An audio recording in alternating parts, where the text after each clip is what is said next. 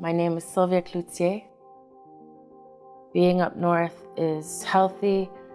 Being up north is home. She gazes out on the water from a beach.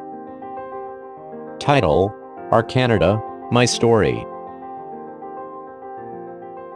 I like to think that Inuit are very strong people to have survived and lived in the most harshest climate in the world and still be alive today. Right now I'm living in Iqaluit, Nunavut, and I've been there for about 20 some odd years. But I'm originally from Nunavik in Kuujjuaq. A colorfully painted building, one side of which has the face of a white owl. Smiling, she carries a young boy. I think the biggest stress for me as a single parent living in the north is the cost of living is very challenging. In a small grocery store. It's discouraging to see the prices of certain items. Items that are actually healthy for you are very expensive. Everybody has the right to be healthy, and everybody has the right to have access to healthy food. When Inuit speak English, we talk about country food, and country food means our traditional food. It could mean the meat that we eat, it could mean berries, it could mean fish. She prepares meat at home. I am a mother of 2 boys. In my family and in my house, I don't have a hunter. So what happens in our communities is that hunters who venture out and come back with food will often share their food with people like me.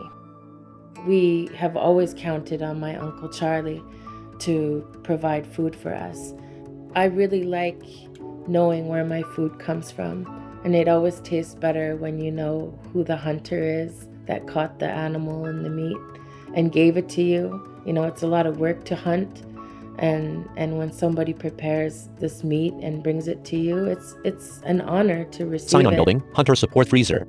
In Nunavik, it's very unique to the north. In every community, they have community freezers. So they pay hunters for the meat, and then community members can help themselves to country food and have more access to good She selects eating. a side of fish. We come from a very sharing culture, so we don't keep things to ourselves. We share everything through food and through loving each other as family and as a community. A bucket in hand, she walks with her son along a trail. I'm trying to explore more like how you eat plants in the north. There's the blueberries and the blackberries and then the red berries. Sometimes we make pies, we make jams. Labrador tea is a plant that smells very strong. So you can smell it when you're walking through, you know, like in the bushes or on the tundra. It smells like home. It tastes like home. Back in the kitchen, she makes pies.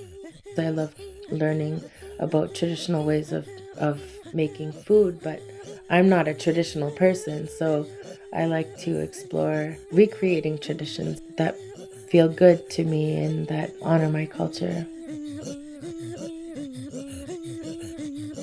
When I think about what people think of us in the north who haven't experienced traveling to the north, I think that there are a lot of ideas that it may be a dark, cold place to live, but it really is beautiful, and the people are very welcoming.